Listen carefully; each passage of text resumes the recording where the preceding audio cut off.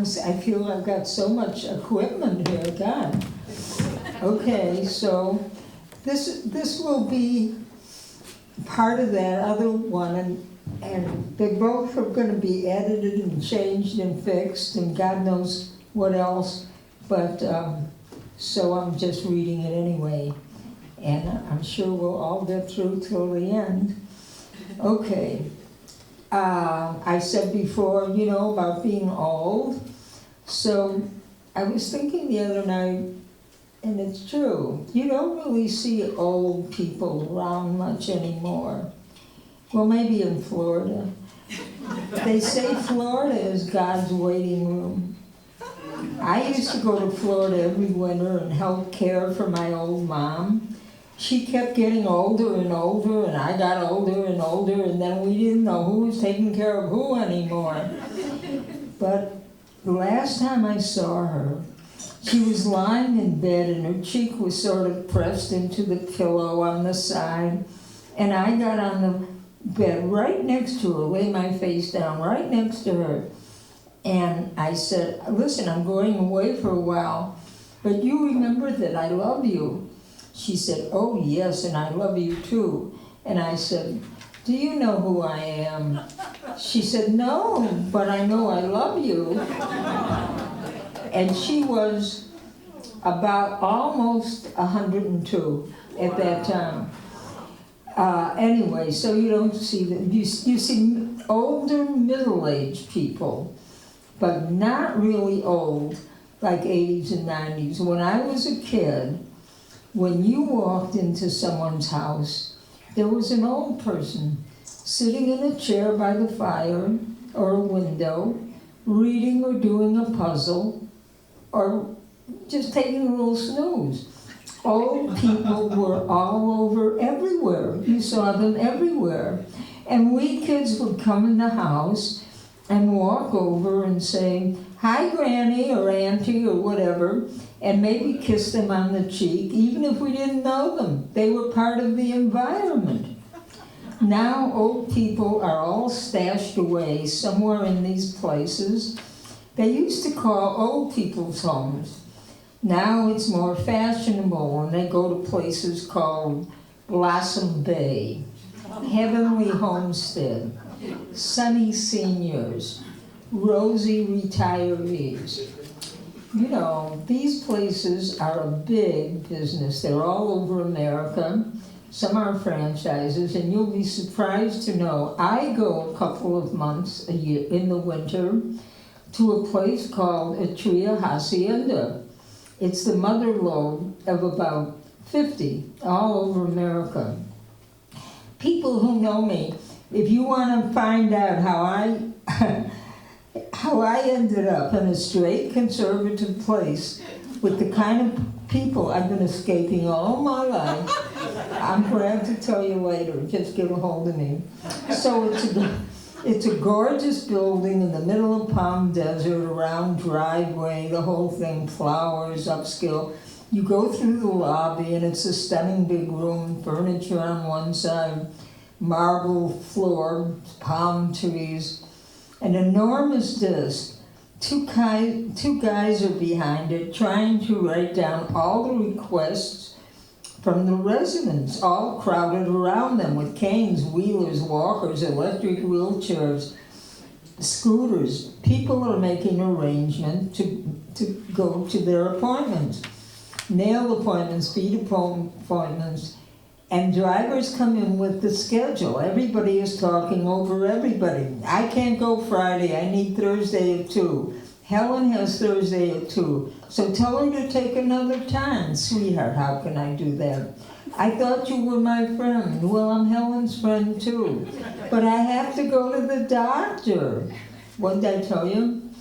You walk through the second big lobby, carpeted with comfortable chairs all along one side is the door to a small movie theater. Opposite a glass door to an enormous yard with umbrellas, tables, chairs, a barbecue pit. The whole building goes around this yard, and then you go through this room that I was in to a bar that's open every day from 4 to 7:30. And the most amazing thing, I really mean this, you don't pay for your drink. Maybe 2 drinks. You get up and leave. No bill. I mean, it's shocking. No tip. I have to tell you, in case you think, well, she's got a sugar daddy, all you pay is your monthly rent, bar, laundry room, transportation, all comes out of your rent. And in my case, it equals my home, because my gas bill alone is $500 in the winter. So you walk through the bar and you're in this tremendous high-ceiling dining room. The noise is unbelievable, no acoustics. Tables are all around, 4, 6, 8. Very crowded, very noisy, like a fancy hotel's large dining room. There's a long buffet down the middle of the room. All kinds of salads, veggies, olives, tomatoes, the whole thing are on the counter. After that, beautiful fruit bins, all colors. The fruit is never ripe, but it looks good and you get used to it. At the end are 2 tremendous pots of soup, different every lunch, every dinner. So, but the noise is unbelievable. So I'm here in demented dining. This one can't walk, this one can't hear, this one can't see. But these people are my friends. I go to my usual table at the back wall. The seats against the wall are like Denny's or the back seat of a car, you know, straight across. So I'm sitting at a table for 6. Ed, Evie, Troy, me, B, Fern. Okay, now we're getting to the nitty-gritty here. So these young Mexican guys in avocado-flowered shirts and tan pants are rushing around between the tables, picking up everybody's walker or wheel or stroller, electric scooter, anything electric. Then these Mexican kids are sitting on the seats and are whizzing in between the tables around the buffet. The aisle, whiz, they love it. And because you can't keep that stuff in while the residents are eating. In the meantime, young Mexican girls with flowers and ribbons in their hair are dodging these guys, carrying huge trays with water, rolls, residents. People are crossing the room to go to the buffet. Other residents are calling to them, "Don't get up. Let the servers get it. That's their job." The servers have taken our orders. Evie says to Fern, "What did you do today?" Fern says, "I went to the mall." B says to me, "What did she say?" She said she went to the mall. "What wall?" Troy asked. "No, the mall." So what did you buy at the mall? I can't hear her. What'd she say? She said, "What did you buy there?" I can't eat this shit, Ed says. A Danish in Barnes & Noble, a cup of coffee. Who's painting their wall? Who's doing it for her? No one answered. Fern says to Evie, "And what did you do?" "Oh, I went to the mall too." I didn't hear her, B says. "Who, Evie?" "Who? Evie, just now. You said Fern went to the mall." Evie says, "So what? Why tell me? I don't care where she went." Fern says, "But you asked. I was sitting right here." "I did not. Just now you asked. You can't hear straight." "I don't care where you went." "All right, forget it." "Forget what?" Troy asked. I don't know. How do I know? I look down at my lap to see the book I've been reading. The servers are back, putting down plates. "For you, some nice veal renosos. Here's some veal Estrada for you." "This cook should be shot," Ed said. "It's all shit." Fern says, "I didn't order this." "But Fern, you said you wanted the chicken," the server says. "Fried chicken I wanted, not baked chicken." "But look at the menu, you said the chicken." "I didn't mean this, like roast. I thought it was fried." "But look here on the menu." "Well, it's wrong. Take it back." "It's good chicken. Why don't you eat it?" Well, can't they fry one little piece of chicken? Well, how about a nice veal estrada? Oh, I hate veal. How about a nice piece of salmon? Poached salmon with butter and lemon? All right, but I'm going to tell the chef about this. Our server moves away, joining the sea of avocado shirts all over the dining room, putting down or taking away plates. And the residents are saying, what is this, steak? I ordered chicken. No, I want more chicken. How about, never mind, bring me a hamburger. That's what I ordered. Here, another voice, take my plate. I ordered the chicken. I got your steak. Take the steak. Thanks. Oh God, it's rare. I hate rare. I hear America singing. The very carols I hear. Troy says, this isn't veal. Of course it's not veal. Nothing is what it is here, Ed says. Not in the grill, not in the bistro, and not here. Hero what? Troy says. What hero? Me, the server appears. I am your hero. Who wants dessert? I am your hero. Apple pie, chocolate sundae. I'm at the end. So he says, Bobby, I'm at the end of the table. I say, no thanks. I get up, I walk into the bar and say, can I have a Bailey's? And I think, what the hell, it's free. And I say, make it a double. I look out on the large deck. A couple of residents are pulling a wooden chair with all their might away from a table towards a group of 4 residents sitting in the eaves. One guy yelling, push, don't pull, push, you want to get a heart attack? Someone else yells, don't do that, leave it for the servers. Wait a minute. That's what they're here for. Everyone asks constantly, the director, can't you get new chairs? These chairs are so heavy, we're just dying trying to move them. We're working on it, the director says. Can you get a driver for Sunday as well as weekdays? We're working on it, the director says. How about fish alternative 4 times a week instead of 2? We're working on it. I go into the theater lobby, the doors are open, people sitting around waiting for the evening movie. What are they showing? A woman asks. Mr. Smith Goes to Town. No, someone says, not Mr. Smith, it's Mr. Deeds. Well, you're wrong, it's Mr. Deeds Goes to Washington. Well, where does Mr. Smith go? I remember it was Jimmy Stewart, but it was A Wonderful Life with Myrna Loy, I think, that movie. No, it was Jimmy Stewart, It's a Wonderful Life. You mean Gary Cooper, he's the one who went to town. A handsome young Mexican walks to the candy counter, just like a real movie. Ready for the movie? What can I bring you? Coke, popcorn? I stand up and I say, I think I'll have another Bailey's. I walk through the building, around the side of the deck, past the gym, the card room, the grill, the activity room.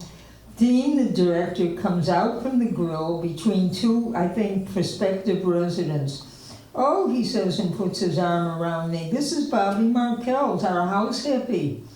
Everyone laughs.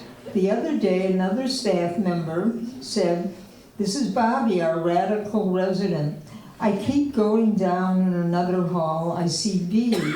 She's my only real friend. She's 94, she plays golf, she drives, and she is a winner at bridge every day. She says, Fern and I are going out for dinner tomorrow. You want to come? I say, absolutely. She says, I think Evie's getting a little demented. I reply, aren't we all? Through another hall, I get to my room. I close the door. I sit on my bed, looking out. 2 stars are glimmering over the mountains. I think about my kids. My son is 61 years old. Where do you have a 61-year-old child? I mean, that is amazing. Of course, I was 12 when he was born. I think of friends back home, and I think of everyone in Mendocino that died. I don't know why. And in my head, I see a poem I wrote. Now is behind the closed door you forgot to open the window while your mind scatters to find it. I am surrounded by death. The thought of it, memories of people now gone. They seem to be here at my side, but dim shadows. The colors are muted, soft like a veil. They wish back and forth, making me pause a moment. They do not ask or grasp. They are just there. Here. Where? The empty air we call space. But space is God's notebook, written in the pulse of the sun, the shadow of the moon, where dead go to rest. Who knows what other planets bring to the altar of hope and despair? Feelings we smother in our daily tepid ineptitudes. But behind the sealed window, the closed door, lie other solutions that spread out on the carpet of infinity. It's all God's waiting room. And if you don't believe in God, you're just waiting. You could fall out of your crib and die the day you're born. It's just all in stages. Ripeness is all. You don't ask a baby to clean the house or an adolescent to do taxes. It's their stage in life. You can accept that a baby can't read. An adolescent isn't going to do your taxes. I don't want to go dancing at the Casper Inn anymore. I don't even want to go to a big picnic. People think if you're old that it's a straight line to death. But old is a stage, just like every other stage, kindergarten, grammar school, high school, and it goes this way too. It doesn't just go straight.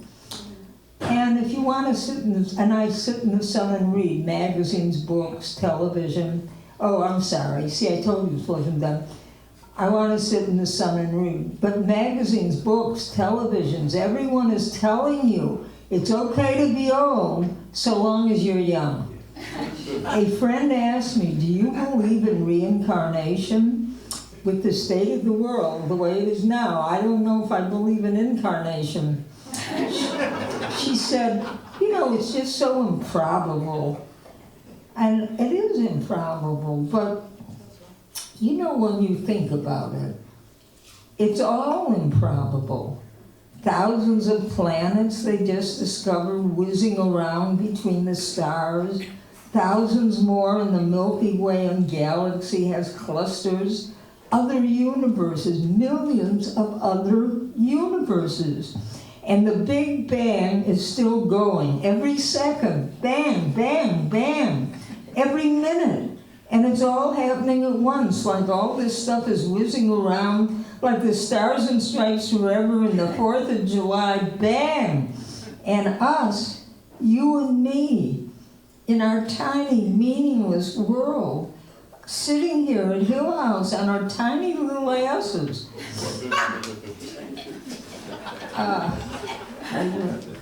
No, I'm so sorry. No.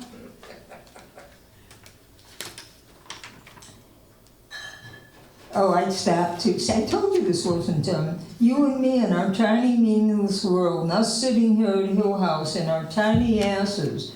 The ocean and the mountains and a ham on rye with mustard, and it's all improbable. It's unspeakable. It's impossible. And I realize we don't know the half of it. I was born, and I don't know why. I'm going, and I don't know where. I don't really know what I believe, and I'm not sure what I disbelieve. Everything is changing focus, and what was sure is questioned. But I know one thing. It is not a closing down. It is an opening up and a flowering. It is a star in the heavens and a light on the shore, a moment in eternity, and I am taking part. That's it.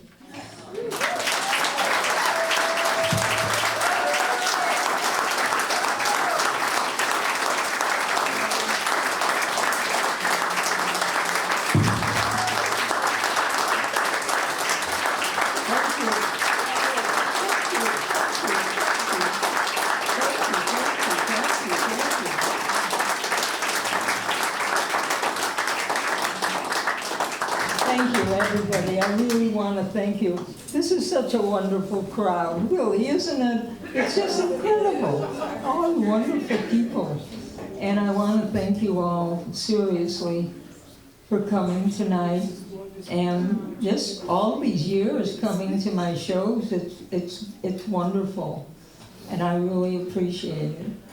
And I never knew my son could sing. Isn't that unbelievable?